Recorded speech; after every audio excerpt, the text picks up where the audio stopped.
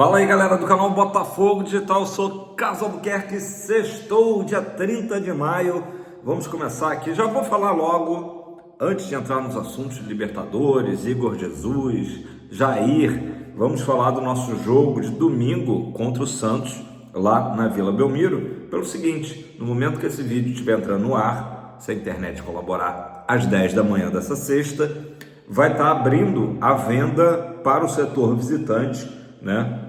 A nossa torcida lá na Vila Belmiro, tá? Então, vou passar para vocês aqui o caminho das pedras, tá? O site é ingressos.santosfc.com.br. Você vai entrar no site, vai ter o bannerzinho lá, localizar a partida, o setor visitante para nossa torcida, obviamente, e aí tem que fazer a biometria facial, ou seja, né?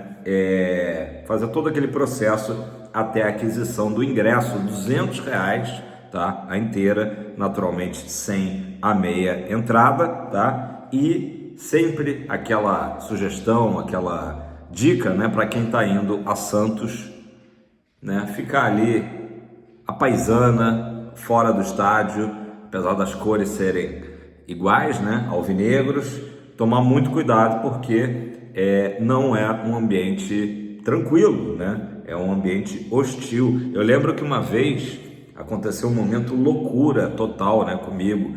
Eu cheguei no Pacaembu, era um Botafogo Santos no Pacaembu, alguns anos atrás, e o cara do Uber me deixou assim, praticamente no meio da torcida do Santos, né? Na verdade eu tinha que, quem conhece ali o Pacaembu, né?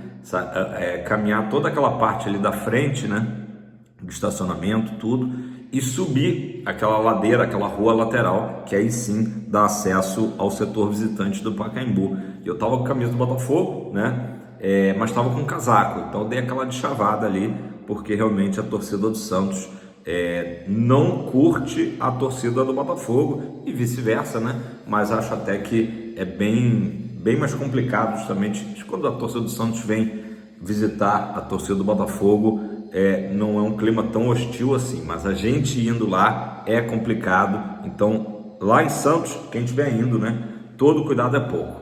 Dito isso, vamos falar agora da Libertadores, né? Ontem fecharam aí os últimos classificados. O Bahia foi o único brasileiro que não se classificou, né? Tava no grupo do Inter, né? Enfim, poderia até ter se classificado junto com o Internacional, acabou que foi o Atlético Nacional da Colômbia que se classificou. Então vamos analisar já pensando no sorteio de segunda-feira, tá? Pote 1 dos primeiros colocados, tá? Os brasileiros, Palmeiras, São Paulo, Internacional, os argentinos, Racing, River Plate, Estudiantes, que estava no nosso grupo, Vélez Sarsfield, e aí do Equador, a LDU, tá? Então, são os possíveis adversários do Botafogo. Rapidinho de novo. Palmeiras, São Paulo, Inter, Racing, River Plate, Estudiantes, Vélez ou LDU, tá? Não tem molezinha, né? Talvez, se pudesse escolher aí, seria não pegar um brasileiro, apesar de que ano passado o nosso caminho foi pegando brasileiros, né? Aliás, o Pearol foi a única equipe não brasileira que o Botafogo pegou a partir das oitavas, né? Então, a sorte está lançada. Pote 2, que é onde nós estamos, né? Botafogo, Flamengo, Fortaleza, Peñarol, Atlético Nacional, Libertad, Universitário e Cerro Porteño. O que é interessante da gente falar, ontem eu já falei rapidinho, mas vou reforçar aqui para vocês.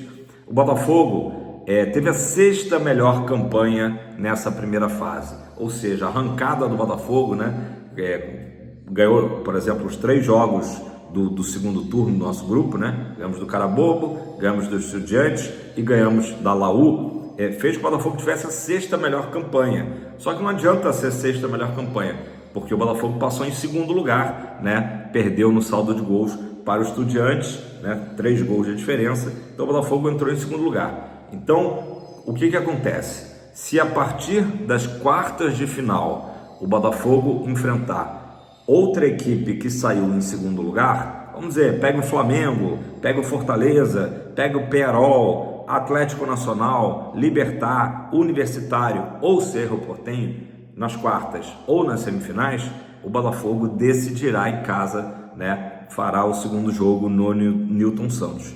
Então, tá explicado? Beleza? Tudo entendido? Agora, nas oitavas, o Botafogo fará o primeiro jogo no Newton e o segundo jogo fora de casa, porque obrigatoriamente vai enfrentar uma equipe que saiu em primeiro lugar do grupo. Entendido? Beleza? Né? Porque tinha algumas pessoas fazendo confusão. Com o Botafogo foi a sexta melhor campanha, então se pegar alguém que ficou atrás, né? Decidiria em casa. Não, então o Botafogo só decide em casa se pegar alguma equipe que hoje está no pote 2 junto com a gente a partir das quartas de final, ou nas quartas ou nas semi, né? Não importa, né? Ou em ambas. Beleza? Então é um fator aí interessante. Ano passado a gente lembra que o Botafogo acabou decidindo sempre fora de casa, né? Contra Palmeiras, contra São Paulo e contra Peñarol, né? Esse ano tem a chance de, pelo menos, se a gente passar para as quartas e semi, esperamos que a gente vai passar, né? O Botafogo possa decidir algum jogo no Newton Santos. Também, se não acontecer isso, tá tudo bem, né? Galera, reforços, né? Ontem o Renato Paiva foi ao Seleção Sport TV, foi até engraçado as brincadeiras que o pessoal fez aqui na internet, comparando, né, ali tiraram um print, né, da tela do momento em que o Paiva cumprimenta o André Rizek, né, que comanda a atração do Sport TV, e compararam com a foto, o print do ano passado, do Arthur Jorge, né, também cumprimentando o Rizek. Tinha muitas semelhanças ali, o Rizek com a camisa azul, comentarista de óculos, comentarista careca, comentarista ex-jogador. Então realmente as duas fotos ali, os dois prints estavam bem parecidos, e aí é óbvio, né, que a internet se diverte com essas coincidências, né, entre os dois momentos do Arthur Jorge ano passado lá no Seleção e agora o Paiva. O Paiva deu uma boa entrevista, né, um cara, enfim, muito tranquilo, bem educado, conhecedor, né, do momento do Botafogo. Até meu pai comentou comigo, falou: você viu a entrevista do Paiva? Eu falei: vi, como ele, né, tá por dentro aí, claro, dos nossos adversários no Super Mundial. E ele também aproveitou para falar da questão do cuiabano em nova posição, né, que ele acabou, até por conta da questão das lesões no elenco, achando um lugar ali para o cuiabano no time, né. Ele falou: o Telles está muito bem, o cuiabano também muito bem, né, como é que a gente decide? Acabou encaixando o cuiabano ali mais à frente. E falou também sobre as contratações, né? Foi perguntado sobre o Cristiano Ronaldo, descartou o sonho pelo CR7, mas falou que sim, que o planeamento, né? O planeamento, como dizem os portugueses, é de que vai haver contratações, né? Aliás, mais contratações, porque até o momento já tem 3, né, que estão naquele estágio de encaminhada, né? O que é o encaminhada? Falta só a canetada. Não vai ser caneta Bic, não, vai ser uma caneta mais chique, mas falta só a canetada ali final, né? O Abner, zagueiro do Juventude, 21 anos, o Caio Pantaleão, zagueiro do Krasnodar, 29 anos, e o Álvaro Montoro, 18 aninhos, do Vélez Sarsfield, né? Um típico camisa 10 argentino, né? Habilidoso, driblezinho curto, né? Ontem eu vi vários lances do Montoro, e realmente é aquele cara que gosta de driblar, né? Não se sente mal quando recebe ali a marcação, ele sempre tem uma saída ali com um driblinho curto, né? Bem estilo argentino mesmo, habilidoso. Então esses jogadores estão muito encaminhados, né? Enfim, falta só realmente, como eu disse, assinarem, né? Mas que teremos contratações. A gente sabe que o Botafogo agora prioriza, né, contratar um ponta, né? Um ponta habilidoso, driblador. Talvez se tivesse que comparar ali, talvez com o estilo do Júnior Santos, né? E aí o scout do Botafogo vai ter que trabalhar para isso, né? Já está trabalhando, né? O Paiva também citou, né, que desde que ele chegou, a única contratação foi o Mastriani, né? Claro que havia ali a questão toda da janela ser só nacional, algumas restrições, o jogador tinha que ter atuado num campeonato estadual, né? Mas ele elogiou muito o Alessandro Brito, o scout botafoguense, que tem realmente um número de acerto, né, muito maior do que de erros, né? Então, a partir de agora, do dia 1º, né, o domingo, né, abre-se a janela oficialmente para o Super Mundial. Então, uma entrevista muito legal. Quem não teve a chance, tem aí, né, vários vídeos postados com a entrevista do Renato Paiva ontem no Sport TV. Foi bacana ouvir aí o Mister, né? Estamos, como é que é? Paivados? Apaivados, sei lá, esses termos aí que a galera gosta de criar.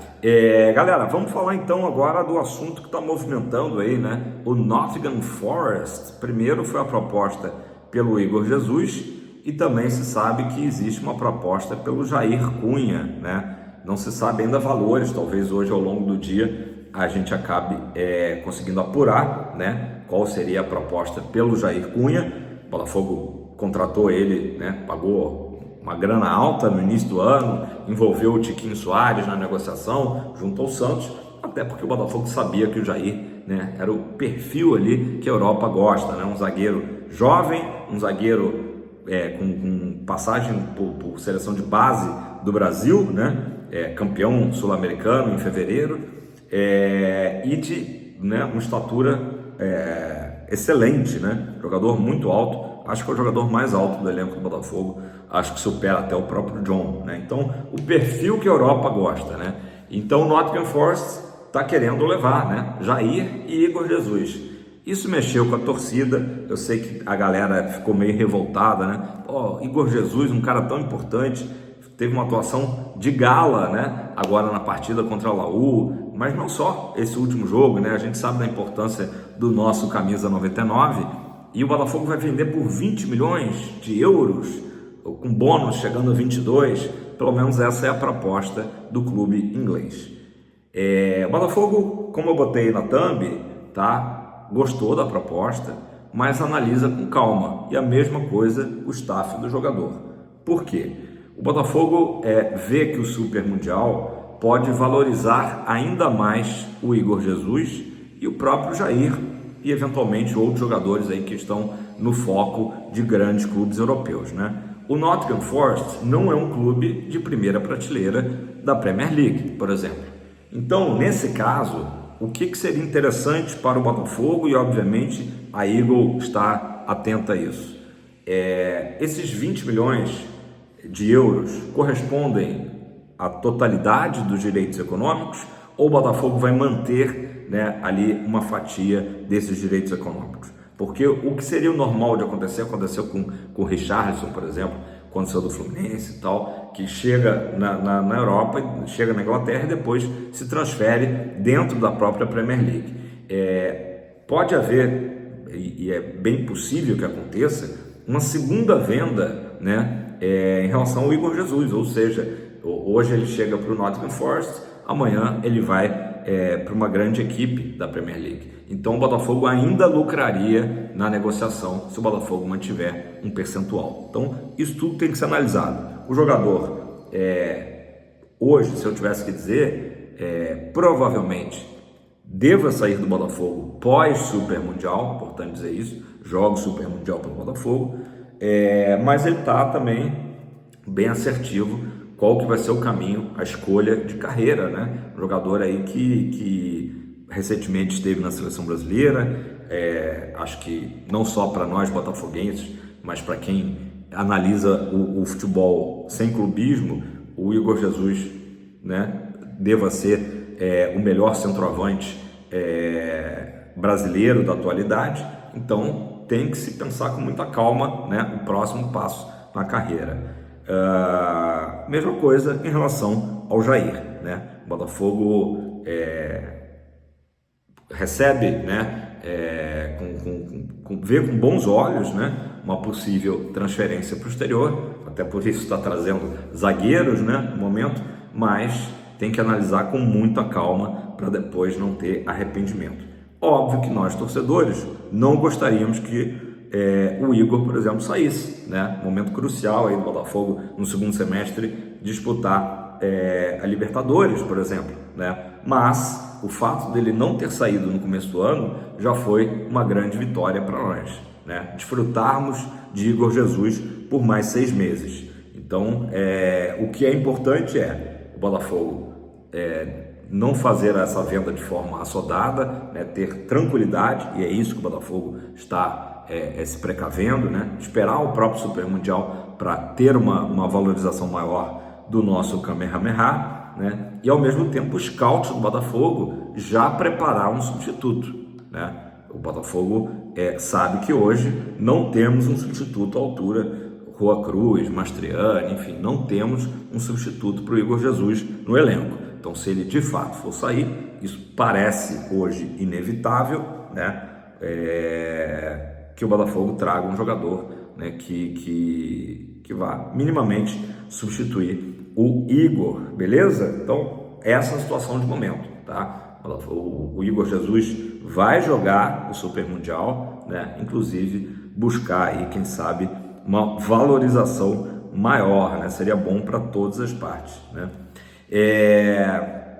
Galera, então basicamente é isso, tá? Quero ouvir a sua opinião, comenta aí embaixo. Eu sei que a galera não gostaria, né, depois dessa atuação espetacular, principalmente do Igor, identificação dele com o clube, né? Mas o futebol é isso. A gente sabe que a Igor está num momento que precisa de grana, né? E aguardar, né, que seja algo bom, como eu disse, para o Fogão, beleza? Tamo junto, deixa seu like, quero ouvir sua opinião, comenta aí embaixo. Tamo junto, ótima sexta-feira a todos, amanhã eu tô de volta.